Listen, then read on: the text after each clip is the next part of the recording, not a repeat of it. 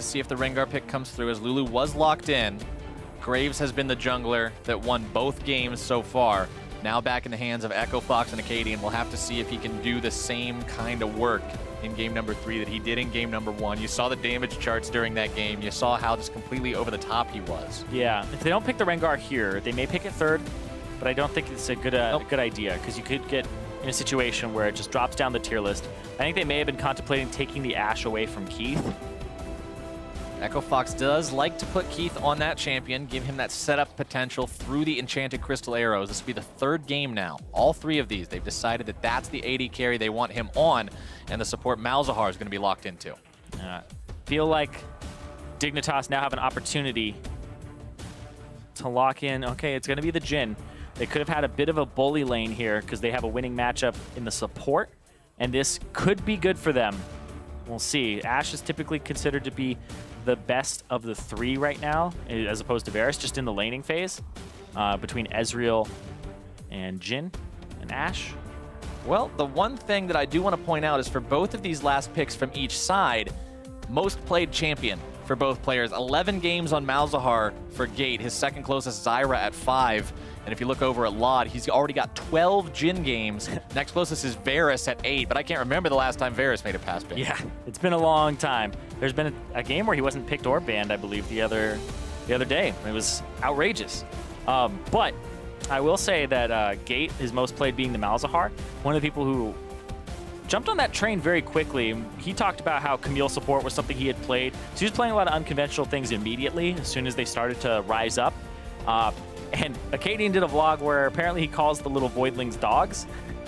So he's like, get him, dogs! So if they ever have a situation where he's just getting gnawed at, I will expect that call, Captain Flowers. All right, normally I call them crabs, but we'll call them dogs now. Crab dogs. Okay, we've got crab dogs for Gate.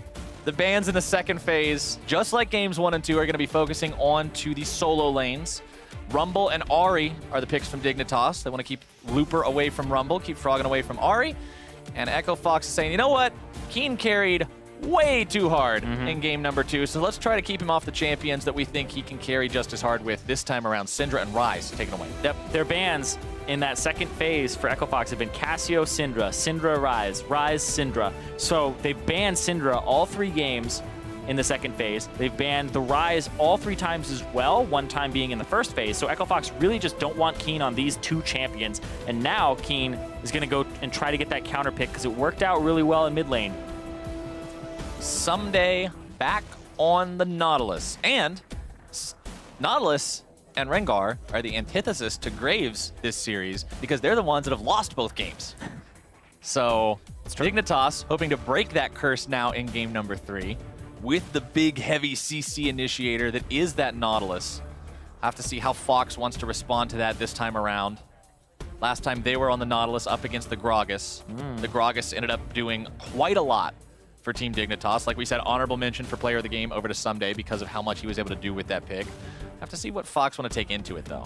Into the Nautilus, I should say. Yeah, the replacement for the Gragas. They blind picked the Viktor, and now it's like, do you go Poppy? Do you go with something tanky top? And it's going to be, okay. It's going to be the Renekton. Looper. Interior crocodile alligator. He did so good on this when we've seen him play it in the past. Like, a couple of weeks ago, he played it to ridiculous effect. 7-1 and 7 or something like that. I actually think Looper's best performances are on disruptive champions in the backline. Not so much the tanks, but the ones that are also damage threats like Singed and Renekton that are annoying that you have to deal with. And right there, Keane, he's going to take the pick that was banned away from him in game 1 and that he had actually solo killed Huhi with on Counterlogic Gaming yesterday. It'll be that Cassiopeia. Couple different champions from previous successes showing up. The game that I was remembering about Looper, that was their match versus Liquid, where Looper was able to do that with the Renekton. Keane, like you just said, went off with the Cassiopeia against CLG. Now looking to do that again, reprise that role here against Echo Fox in game number 3. The teams are all locked in, and we're just 30 seconds away from this very final one. Echo Fox, a lot of pick potential here. Bottom lane built for pick. A lot of CC there, so you can visit that lane as Akaadian. You can pretty much go to almost any lane here, especially since it's a Cassiopeia mid. You'd be able to pick that kill up quite easily. So Akaadian will usually thrive in an environment with Graves where his lanes have CC for him. You think back to first few weeks. Looper's playing Maokai. Point and click, get a kill. There you go. Set him up, and Akaadian could snowball. But this team, there should be some focus on Looper top on that Renekton, get him going. Whereas Dignitas, Keane in the mid lane, I think he's kind of the guy you got to look at here. The Wild Growths, I expect to be on him mostly, or it's the engage with Chaser. Absolutely. If Chaser can find a way to go in and Wild Growth can help him disrupt, throw it on him, let him go crazy. But at the same time, Cassiopeia is one of those champions. She's got to be taken down fast, because if you're onto her but she's not dead yet, the damage potential is going to be huge. So Xpecial tasked with making sure one of those becomes a reality so he can keep these guys going and allow them to carry, while Ssumday falls into sort of that role that we're talking about a little bit earlier, where now he doesn't have to carry the whole team, and he can say, look, I'm going to be the setup, I'm going to start things off, I'm Nautilus, we're going to make sure you guys got the CC, I'm setting you up. You make the slam dunk. That's what you like to see, especially as a jungler. Yeah. To have those people set you up. Gank assistance, I mean, that's kind of the thing, right? Is gank assistance is the... Nautilus feels so good to gank for. I know. He always does. Okay. It's like, it sucks to like gank for a Janna or a Rumble or gank a Janna. Yeah, or, those are just like, no, I'm not coming to that lane. That yeah, you need to give sounds incentive. awful. You need to give incentive for me to visit your lane as a jungler. And if you have CC, I'm way more inclined to visit your lane. It's like, yeah, this is probably going to result in something cool for us, so I'm going to go ahead and hang out for a while here. Gate and Keith moving themselves up, recognizing what you can do at level 1 with all the crab dogs. The crab dogs. The crab dogs. Unleash the crab dogs. I wish I knew what kind of a noise a crab made. Well, actually, that's Pokemon Krabby. Okay, so I actually don't know. We're going to make it. Okay, so we got the Kiku Kiku noise along with the woof. That's my extent of knowledge when it comes to animal sounds. I know a Pokemon that kind of looks like one. We'll use that. Woo! All right, game number 3, boys. There we go. Ssumday getting down with his bad self in the brush. Having a good time on the Nautilus.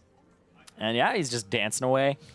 Probably going to go for the same leash over again that they always give to Chaser. Ssumday, can they see this? He's been playing with these Courage of the Colossus setups pretty much every game. And now he's up against Looper, who's going to have a much more effective laning phase summoner spell with the Fervor of Battle. So might need to be a little bit careful about that one. Yeah, the Fervor actually was such a big buff to that top lane, to Renekton. 2 extra seconds on that really helps him out for his combo and actually re-entering a fight and keeping Fervor stacks. And being able to just chain them together. Because he starts approaching, his Q is already a 8-second cooldown at level 1. So as time progresses and he picks up things like Black Cleaver, you can continue, or any CDR at all, you can continue to keep your Fervor stacks on with weaving in your Qs constantly. Yeah, it gets pretty low if he's able to get on some of that cooldown reduction with some of those bruiser-style items that he will be going for throughout the course of this game. Junglers starting on different sides of the map. Akaadian going to be clearing through his entire jungle. The Graves clear is very safe, very effective. You're pretty comfortable just going through as many creeps as effectively as you can to get to that level 6 power spike. Yeah, and we actually saw the level 2 gank from Chaser last game with this, but that's not what Akaadian's about. He's about the farm life. He's about getting ahead in levels, trying to carry himself. Xpecial and Lod, level 2, feeling all right here in the bottom lane. They know that they got Chaser hanging around nearby. Keith and Gate with the Ashe and the Malzahar. A lot of CC potential for a bot lane once they hit level 6, of course. Pre-level 6, not so much. Just some Malefic Visions and some crap dogs. A lot of damage there. Looper showing how strong Renekton is. Accidentally cancels an auto attack there, but then gets the extra one in on the very end of the fight. Ssumday, this is not a tank versus tank matchup, Zirene. You can't just go up there and be like, all right, I'll hit you with my wet noodle, you hit me with yours, and we're both going to walk away 100 HP later. No, that's not how those work. When I was playing top lane a whole bunch, the Renekton with the Fervor actually takes you by surprise because the W will stack it up so quickly. And then, because it's a whole bunch of auto attacks, right? And then you have so much AD on top of it. Looper, though, actually used his W there, so he doesn't have his CC available for a few more seconds here.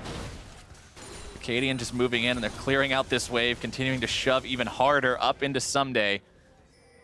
Chaser heading towards here as well, recognizing the potential for a dive, wants to make sure they can punish if that happens, but Akaadian and Looper know that that would be the setup from Dignitas, so they get themselves out in time. As Akaadian's going to be face-checking this brush, instead drops the ward in, knows that Chaser might be hanging around since he was heading towards that top side, so avoids any danger there. Both junglers wanting to play this one as smart as they can. Any mistake could be the difference between a positive early snowball or one going complete opposite. Yeah. And top lane, I think Looper is already starting this a bit. He just has such a good matchup for himself. And he's got all of the potions and sustain out of Ssumday. Oh, whoa, whoa, whoa. Fox is pushed up way too far here. They're going to get Echo Fox in some real trouble. Flash for flash. Keith trying to keep himself alive, but Chaser's going to change that real quick. First blood over to Keith, though. Lod almost going to be taken down, but barely keeps himself alive. It's a 1 for 2, and both go onto Chaser as the Fox bottom lane falls. Yep, but that is first blood over to Keith. He'll actually get himself a BF sword. And they pushed up way too far. The reason they were pushing is because they saw Chaser on the top side of the map when Akaadian was on the top side, but then they actually didn't reset position. You think about how long that had been since Akaadian is on the top side with Chaser. Now Akaadian's on the top side. You shouldn't be shoving. They want to get this final shove out so that they can kill or even go for a reset on the way. But hold on, Akaadian. Boom. What Akaadian can do here in the mid lane. Ooh! Misses out. Xpecial showing up just to make sure Keane gets away. It does cost Keane both summoner spells, though. Yeah, cost him both summoner spells. Xpecial does show up, though, like you said. It gives him the shield gate here as well to establish vision. And this will give Froggen a better back. Froggen using the exhaust there. Who will win? This is a little bit closer than it was earlier. The last time we saw this in game number 1, it was 69-31 in the favor of Echo Fox. Now 53-47 after Dig showed their stuff in game number 2. And even throughout game number 1, which was incredibly close just up until that very final fight. Honestly, this complete series, just as a whole, has been a really close match so far today. Zirene, as Gate is going to be hit by the root. And Chaser puts the knife in his heart and twists, setting up the kill. Couldn't get the crab dog out fast enough there. We nerfed it, and so it's a little bit slower when it comes out. And so it takes a decent amount of time. Not there to actually block the bola, goes past it, and then Lod with the Hawkeye shot there.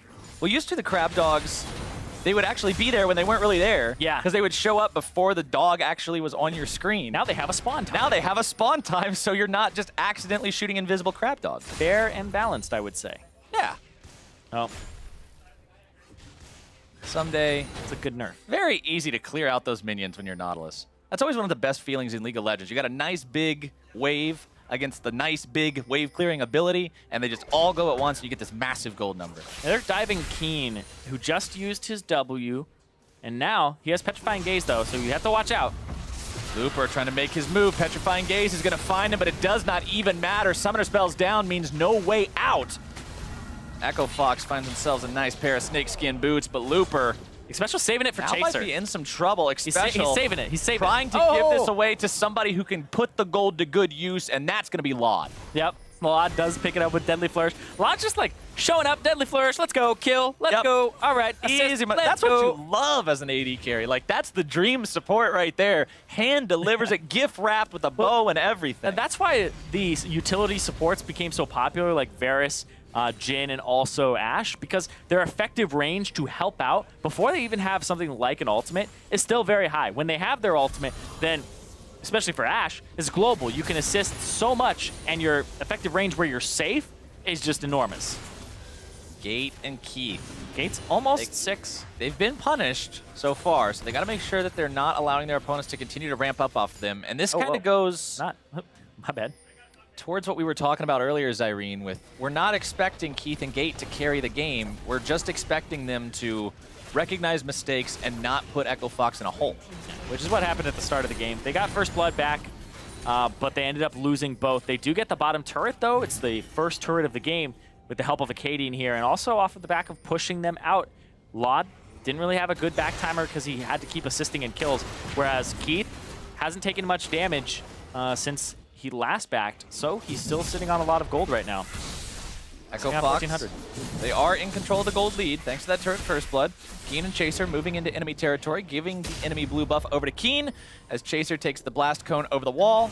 He's up there with Ssumday to take down that tier 1. Echo Fox saying, all right, we're going to go ahead and handle Cloud Drake ourselves.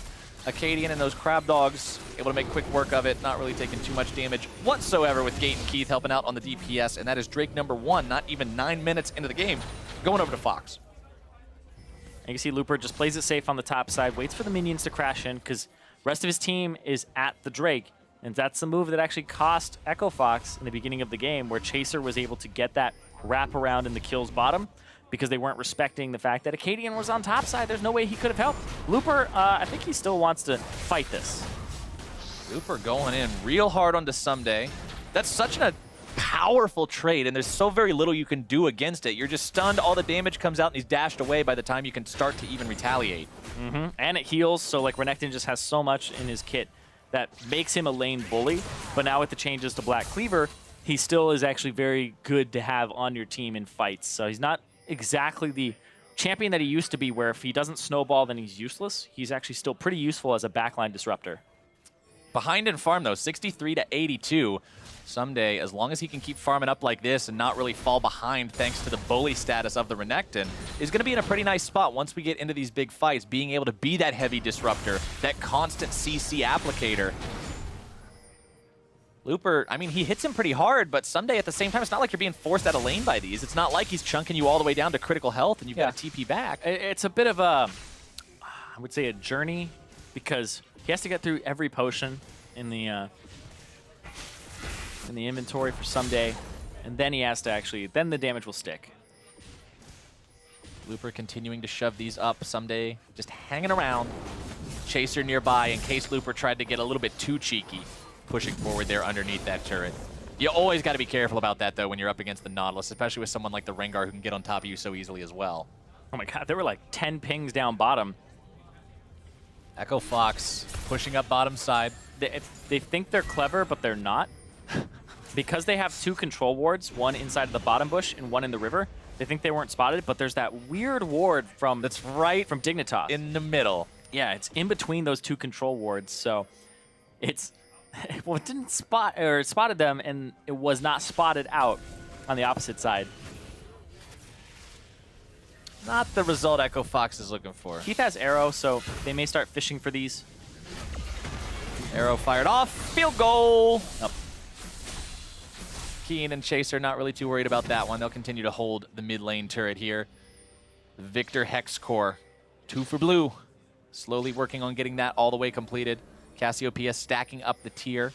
Currently on, what is that, about 250 out of 750 stacks. So it's also Deathfire Touch Viktor this game, because it's not the sustain, the crazy sustain that the Vladimir has, so he would take Thunderlords for burst.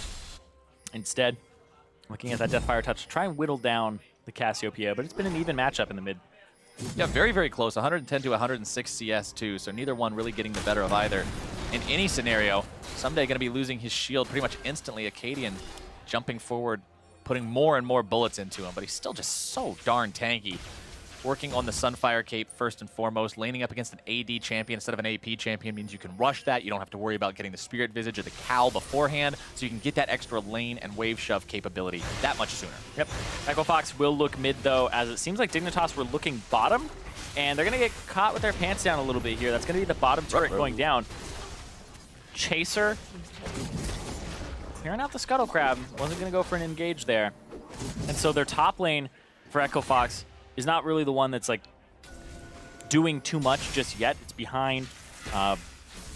Looper had some early action go his way, but I would say that everywhere else is kind of the pressure point. They have both those turrets down. They have the bottom turret and the mid turret down now. So Echo Fox are in a really good position against Dignitas. And Dig will try to get these turrets back, and now this is where you rotate to top side, control mid. It's okay to sacrifice your bottom, but then now you need to take control of that second turret, that tier 2, or at least your bottom side jungle before they start getting your mid as well. Yeah, Dignitas with multiple bodies down there in that bottom lane, pushing up onto the tier 2. As you can see, Keith and Gate rotating over to defend it. Chaser, Lod, and Xpecial. Keith and Gate really got to respect this, because with a Rengar and a Lulu, the dive is always a possibility. Meanwhile, Froggen and Loop are still topside working on that tier 1 there. They finally get it. That's going to be their 3rd one this game. Echo Fox taking down the entire outer ring of turrets for Dignitas very, very early. And now it'll be a mid push here. So they don't actually get the bottom turret. Dignitas still at 1. They're going to try to look at mid. Everybody's off on this right side. Wants to equalize that global gold if they can. They're only down a little bit over 1,000, and it's all in the turrets. You do still have the kill edge, 4-2, 2-0 and 1 on Akaadian, 1-0 and 3 on Lod. The Jhin, the only member with the perfect kill participation. Ghost Blade completed on him. So that's one thing that we didn't really talk too much about, but the fact that the past games we've seen an Ashe and we've seen an Ezreal, these power spikes that don't exactly come on super fast, lethality users like the Jhin and the Varus, they're going to hit those sooner.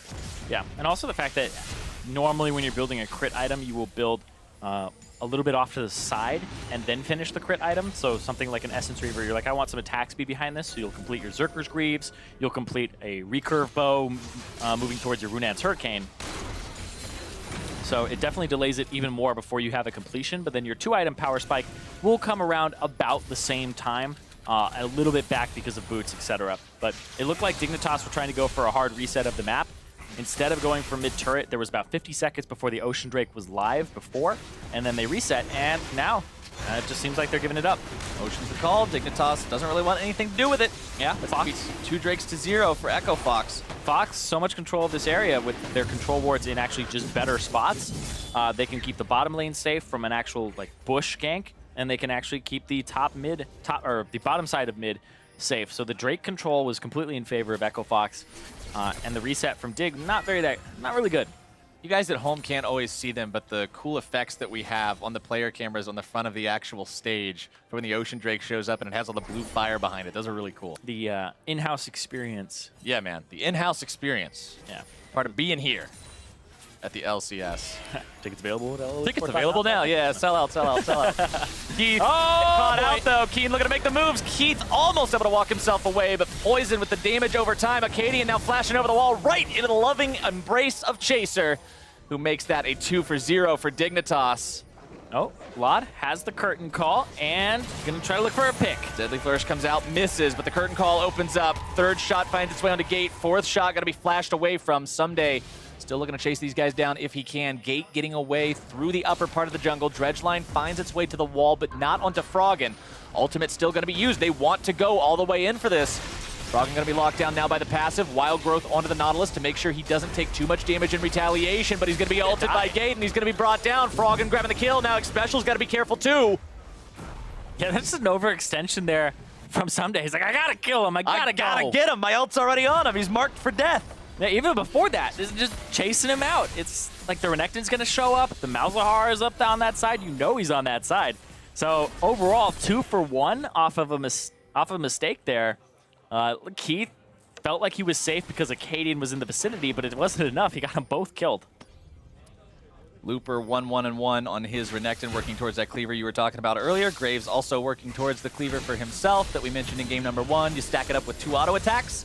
And considering you can dash auto attack, or auto attack dash auto attack in the blink of an eye, you're pretty much at instant black cleaver stacks. Yeah, even if it's based on like how many pellets hit the person, so the closer you are, I believe the more stacks you'll get. And so you just dash into their face. Well, pretty much 2 pellets like always hit them, even in max range, don't they? So even in max range, you do 2 pellets, and then you dash into their face and get 4, and bam, we're at 6. Easy money. Speaking of easy money, take the Krugs away. No Baron just yet. It's still 17 minutes into the game. The gold is so close as well. Yeah, you couldn't ask for much closer of a match, really following suit for games 1 and 2. Here's how Keith got caught. Yeah, he felt like he was safe because Akaadian's over the wall, but then Deathfire Touch and the poison will be the end of him. And then the turnaround, Keane, they were trying to keep this champion away from him for good reason. Keane legitimately almost 2v1 there. He got a little bit of help from the Lulu, giving him an extra speed burst and shield. But just all damage there. Looked like Keane could have been able to 2v1 on this Cassiopeia. Cassiopeia is just a disgusting champion. Every time I see it, I'm like, why is this not picked more? She really is. Looper trying to make the TP play there in the mid lane, but exit stage left for Keane means that Looper's not really going to get much of anything out of that. Chaser popping the ultimate, coming around from the side, just utilizing it on the Scuttle Crab instead because there's nowhere to go with the fight. As Dignitas may be looking for the top lane tier 1. Ssumday's at least got the wave shoved up there. Chaser zoning out Looper from coming back to that turret the fastest way possible. Gonna give Ssumday and Chaser some nice time on this tier 1. Should be able to take it down. That will be that second turret for Dignitas. They still need to get that mid one down, and that'll equalize the gold. So we're back at a point where it's super close again. There will be no Infernal Drakes this time. Looks like Mountain, Ocean, and Cloud will be the 3 this match. But then Mountain, that one definitely matters a lot. Yeah, Mountain matters, but still not Inferno, man. I always love the Inferno games. Because people fight over them. Because people fight over them. Knew it. That's why it's the best kind of Drake, because everybody wants it. You get a game with nothing but Cloud Drakes, it's just like you'll be lucky to see 3 of them taken before 35 minutes. It's true. Yeah. Even when Cloud Drake became buffed and got extra movement speed and all that, and everybody's basically running around with free Moby boots. Plus the cool after effect. Yeah, when you have 3. Oh, yeah. I miss the days where it looked like a blue Dead Man's plate. Yeah, that was the particle, and I was really sad as well. I remember the first time I saw it, I was like, what the heck is going on? It was like, what's wrong with my champion? This is really cool. And then they got rid of it, and I was a little bit sad. Alas. The current after effect is still pretty cool. Rift Herald goes back to the Void. Nobody ever pays any attention to him. He's probably the one objective that's loved less than the Cloud Drake. Ooh, that's true. Maybe. Maybe. I was looking at stuff, and I was like, who takes the most Rift Heralds? Apparently, it's Immortals. And I was like, well, yeah, when you have Flame and Dardoch on your team, and you control top part of the map, you probably take the most. Yeah, probably be a little bit concerned with that, but yeah, neither of these teams today, they love it. Really too concerned with it. Looper's Renekton doesn't need it to do plenty of damage to whoever he's jumping on top of, but we talked a little bit earlier about him falling behind in terms of farm, and it's only getting worse. Ssumday now up 40 on the Nautilus, so Renekton not bullying him out of anything, and he's going to be a huge threat in these fights. Yeah. The Nautilus is definitely on a good path here to be ahead of the curve. He's the highest level in the game, tied with Keane right now. Definitely higher than Looper and Froggen by a bit. Looper's almost at that 13 point. Chaser spotted out by the control ward, placed down by Looper as Echo Fox steps up a little bit. Remember, they do have all 3 of these outer turrets down on the side of Dignitas, so they feel safer moving up into the edge of the enemy jungle like that. Keane gonna be caught out, burst coming down, destroyed by Akaadian. That is an absolutely huge pickup for Echo Fox, taking out that valuable enemy mid laner. Now they've got the chance to do more. They legitimately threw everything and the kitchen sink at him. It was ridiculous. They threw out the arrow. They threw out the ultimate from Malzahar. That was Akaadian's ultimate. That was Froggen's ultimate. That was 4 ultis to kill Keane. It worked. It did. It did. And Keane not having a cleanse this game. A lot of times you see a cleanse on a Cassiopeia. Didn't opt for it this game, likely because it can't get you away from a suppression anyway. Yep. So he figures, I'm going to be buying a QSS for Malzahar. I'll just use that. But QSS to replace your boots. Yep. You don't get those on Cassiopeia. She's one of the few champions that doesn't actually... I believe I had the conversation yesterday with Jat about how Malzahar actually forces that whole you get 1 less item slot if you're a mage, if you're up against him, because you need to buy the QSS to get yourself away, but Cassiopeia doesn't actually have to deal with that. She's just like, okay, I don't get my bonus item slot. Yeah, and when you think about Cassiopeia, and I think Viktor also falls into this, where Viktor has the Hex Core, which is a great item in terms of it has all these stats on it for him that are free, and that's why Deathfire Touch is so good. And it scales with your level as well, so you end up with so much extra AP versus how much you would have with any other item in the game. You get like a free item from that. Whereas Cassiopeia, it's the same thing. You have another item slot that these 2 champions at 6 items just deal berserk amounts of damage because of the fact that Cassio can buy another item. She can legitimately have just 6 and feel great about it. And Victor's item's worth 1.5. Pretty much. Black Cleaver's done for the Renekton and the Graves to get through some of the armor over there on Ssumday, who's got his Ninja Tabby, his Spectre's Cowl, and his Sunfire Cape. The Cowl now just being upgraded to a Spirit Visage. Look at all the control wards in the inventory for Team Dignitas, prepping to take control of the vision in this game as Echo Fox moves through their territory and clears out what is currently standing. Echo Fox, only 2 sweepers this game. Keith does not have a sweeper. I looked at his history. It's something he started doing recently in the last 2 weeks where he picks it up, but it's not every game. But Akaadian, on the other hand, it seems to be more and more that the Tracker's Knife is something he likes to buy. Echo Fox actually had the 2nd least wards placed per minute out of all the teams, which means that, I understand that there's a threshold where you're placing too many wards, but if you're still 2nd lowest, it means you aren't really getting much out of your wards, or you're not placing enough of them. Yeah. Gate, the guy who's responsible for a lot of the warding on Echo Fox, moving around, trying to get some of that vision down on his own. Baron, of course, in play now, 23.5 minutes into the game. And they could shred Baron. When you have a Malzahar that has the crab dogs. Crab dogs. The crab dogs. I like how, they're not dog crabs, they're crab dogs. I like the way you say it, too. The crab dogs. Crab dogs. Yeah. It's like a hard hit on the It's a hard hit on the D. That's how you properly pronounce crab dog. Oh, Ssumday caught out though, juggled back into the gravity field, but now the Nautilus ultimate comes down onto Graves, gonna be hit by multiple curtain call shots. The fourth takes him down. Gate's gonna be brought down next. Dignitas running amok all over Echo Fox. Keith kiting back, trying to get himself away from Ssumday, who's gonna have the dredge line momentarily. He's able to catch on to him. It could be some real trouble. Keith having to run the wrong way into enemy territory. Froggen's gonna buy as much time as he can. Is Looper gonna TP back in? I don't know if this is going to work. Keith is just in a bad spot. They got to throw him under the bus and run. And now, might be Baron here. They have enough. Ssumday will back, and I assume he's going to TP back in. So it's Froggen looking at the blue buff right now, but they're looking at Froggen. Froggen, I don't know if he's comfortable enough trying to do anything here. He has no Chaos Storm. He has no Flash. Going in here could just mean killing yourself along with giving over the Baron. Oh, did about fourth of the HP there. Chaser is low, Baron is secured. Looper trying to make the play onto Xpecial. Now going to be exhausted, bound up, shut down. Keane grabbing the kill as Dignitas gets their objective. They get the +1, and Ssumday is sticking around for even more. Tries to Riptide to get rid of the Malzahar passive before he goes for the auto attack stun. Instead just starts walking himself away. Deadly Flourish keeps Akaadian rooted as they get themselves back. Another fight where Echo Fox is caught with their pants down. Keith, again, farming a side lane. And it's just the team as well. Why are they like setting up for a fight or posturing for what could be a fight when they're still trying to control sideways? I understand they don't want to give away position, but look at this. They're hiding in the bush. They're hiding in the bush, and Keith is top. It's like they're the ones who start this fight. Fox, start this fight. This is not a fight you should be even looking for. No. You should be backed by your control ward over there. If you're trying to get a pick, again, 4-on-5, like that is bold because you don't have one of your main pick champions with the Ashe and the arrow. But look at that. Speaking of main pick, Keane's got the QSS this time, but the arrow comes in. He's going to be shut down anyway. Froggen, the one who grabs that kill, but is he going to pay with his life? Yeah, I don't even get the chance to finish the sentence. They take him down. The question doesn't even get posed before the answer is shouted out of a rengar. That Looper also teleport used, canceled there. So it was a 4-on-5, but the 5 end up walking away with a little bit even there, I would say. At least they take the Baron buff away from Keane. Yeah, Keane, and then look at those QSSs coming out now. 3 QSS purchases here, but they're just doubling down on the CC. It was a... Even one for Ssumday. Yeah, which is not something you always see from the top lane tank. Usually he's okay with just soaking, but percent HP from Malzahar and the fact you have to stand on top of the ultimate and get shredded, definitely something you don't want and you want to keep as healthy as possible. Now seeing if they can work down this tier 2 in time. Minion wave being dealt with pretty rapidly, but so is the turret's health.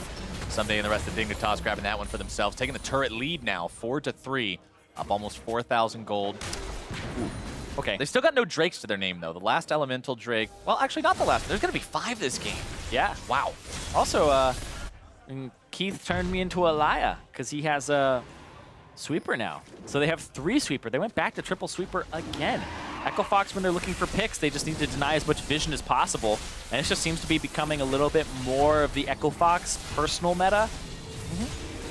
And it looks like they don't give a damn about that Mountain Drake. It'll be 1 Mountain Drake for each team. And now they have top with Looper. Chaser's going to... living up to his name right now. Yeah, Chaser's leading the charge. Problem is, the rest of the team is really far away at this point. Yeah, he's on the right side. Jump in. Echo Fox is able to make their exit.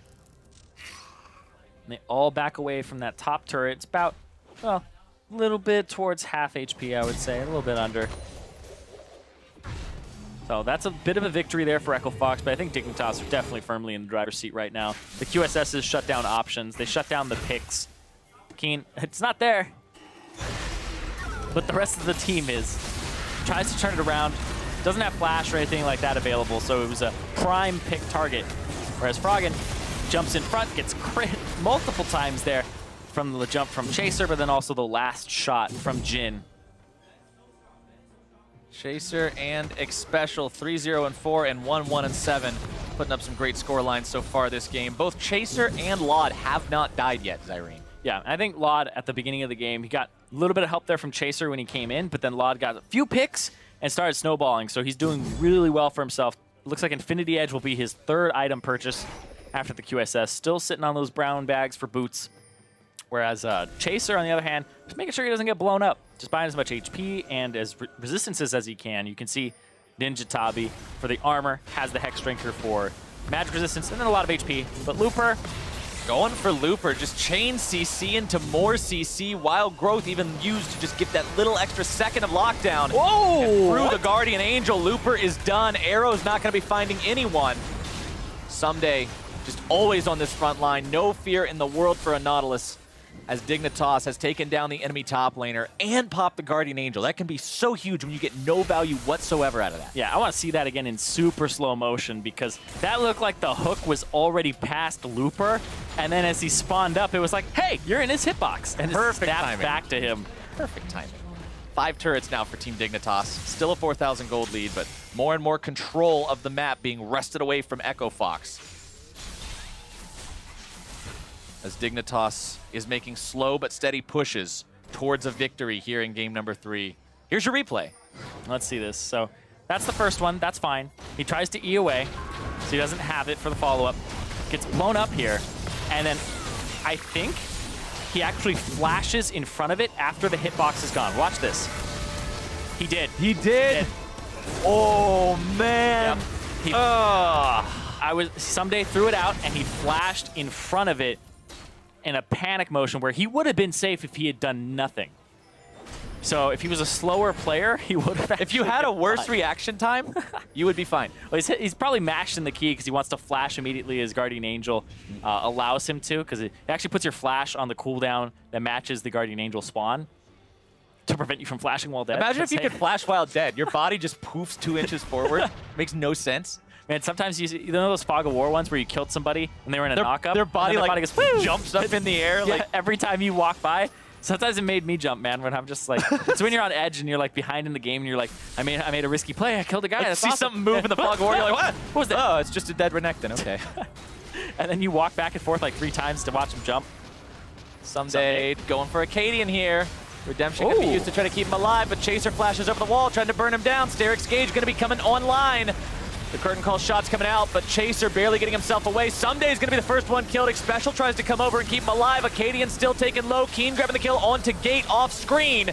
Chaser gets the kill onto Akaadian as well. Keane goes down. That is one poisonous snake. Here comes Looper for the back line.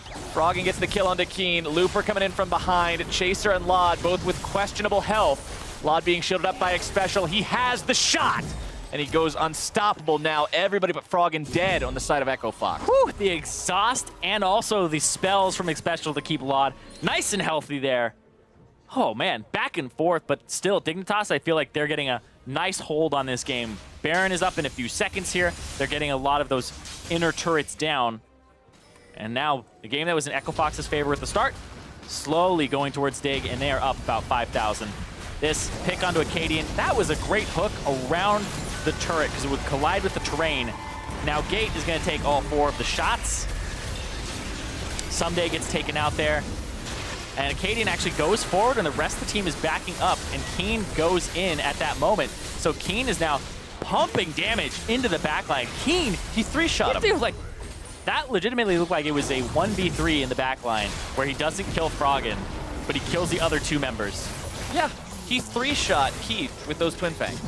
I say it every single time that I see Cassiopeia. I'm like, why is this champion not played more? When Ryze and Cassiopeia were the back and forth picks around Worlds, and I was like, I'm gonna play mid lane for the first time in like solo queue, right? For the first time in a long time. Play Cassiopeia, shoot is broken, man. I caught myself there because it's just that broken. Yep, it's pretty broken. All right, Ssumday.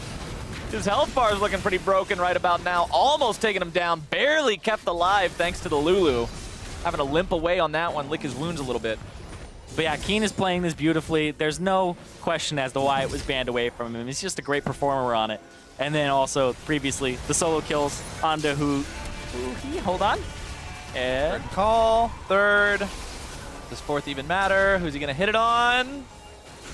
He's just holding it. Steady. All right, 463 onto Akaadian. Not bad, considering he was at full health and it's all about the execute damage. Like, that was a good chunk. Oh, like, Dignitas have to look at their side lanes. Okay, he's safe. He's safe. Yeah, you do have to look at your side lanes. Just saying. Sometimes you get a little bit worried. They take the blast cone over and it's like, there's a Renekton right next to you. Yeah, I can hear the players shouting at each other from here on stage. You can definitely tell that there's back and forth. They're trying to figure out what they want to do macro-wise. Bottom lane, oh, hold on, Froggen caught! Froggen caught out. That's a huge catch for Dignitas. Ssumday taking the kill credit. Looper having to run away. Ultimate is on to keep him alive. The chase continues. Keith's going to be caught out by the dredge line. Keane grabbing that kill. Akaadian now in trouble. Chaser drops the bola and just heads on out. Keane's got the poison. And the double kill goes the way of the Dignitas mid laner. And the only lane that Dignitas really had shoving out is that mid lane, and now they're going to start taking this turret, and they're going to go for that inhibitor as well. What a massive pick onto Froggen. Dignitas now really going to open up their possibilities with that one. Breaking down the inhibitor turret, breaking down the inhibitor. They still have 20 seconds on Froggen. Yeah, this is where you evaluate, is this enough time? We have a Nautilus, he'll take all the shots. The minions will stay alive. Now is the defense good enough? Looper and Gate have to pull off some kind of a miracle hold here. 7 seconds on Froggen. Nope, no miracle required. Dignitas is not going to push for the very, very end of the game, instead heading themselves out, but huge consequences for Fox having their mid laner picked off like that. Yeah, they've spent a lot of time, though, around this area, so Dignitas will be a little late on the recall, shoving out bottom side. I don't even know if that's going to be a reality for them. Ssumday will go there. He's 2 levels up over Looper, so I imagine, okay, 1 level up now. I imagine he'll go there because he has teleport. And the rest of the team is now running back, trying to place whatever wards they have left around the Baron pit and around the area so that they can clean up back. And I feel like Chaser's going to be a little late here. The actual action, they're going to try to pick up this Baron. This is Fox saying, you done goofed. You tried to get too much, and now they're going to try to punish here. And, oh, that's a great open up. And it's going to push them off, but it does get the TP. Gets the TP at least. There's something there, but Dignitas with a 7,000 gold lead with an enemy Nexus that has only 1 turret left guarding it. Feeling pretty good about where they are in this game right now, and you got to be like getting into the heads of these players a little bit, thinking how much of a tense moment this must be, especially for Echo Fox, knowing that one more big mistake. Oh, they backed, and that's when they go. Dignitas got themselves out. Echo Fox make the call. It's time to Baron, down to 1/3 HP. Ssumday trying to stop it. They're going to stick around on the Baron just long enough to secure it. Now they've got it. Now they're able to start the fight, but can they actually win it? Ssumday is very tanky. Chaser makes his way into the fight. Redemption going to be brought down, but not in time. Gates ultimate onto Chaser, immediately having to back himself away. Looper's Guardian Angel is up. Keane comes forward with the petrifying gaze. Akaadian now looking to return some damage. Lod's gonna grab the kill onto Froggen. That one is huge. The dancing grenade into the auto attack, into the Deathfire touch, gets the double kill. Oh, they want to clean Fox this up. may have got the Baron, but it's gonna be bad news. Bears all the way after. Keith's gonna be going down next. A double kill for Chaser. Ladies and gentlemen, we're gonna call that one GG. 45-second death timers on Echo Fox. Dignitas is at the front door, and they are knocking for victory. Yep. Crab Dog's not going to stop him today. Keane's going to look for another one. The heal comes out. They're going to chase him down, and they're going to try to walk this one in. Even exhausted, Keane just does not care. Gate is going to be out of here. He's just using the non-poison enchanted Twin Fang to just fight him to death. And Dignitas will take the series in Game 3. And you can see Akaadian already knew it was over, took off his headset.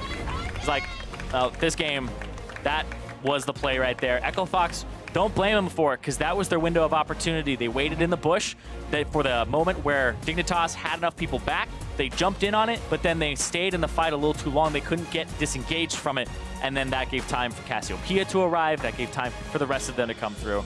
So it was a good call, I would say that, but I definitely think the follow-up afterwards in the exit strategy need a little ironing out. You can't fault the call, because the further you are behind in a game of League of Legends, the bigger risks you have to take to still be able to find the win. You can't play to not lose. You've got to play to find some way to win. And for Echo Fox, that seemed to be the out. Tragically for them, it was not. And as we've been discussing the whole day now, Zirene, Echo Fox are now standing on the cusp of being near that relegation area, while Dignitas moves that much closer towards being a playoff team. And that moves Dignitas to having a very good record. They have now won 5 of their last 7. Only dropped 2 matches in their last 7, so they are on a roll. They are seriously showing that they are playoff contenders. You can see Xpecial elated there.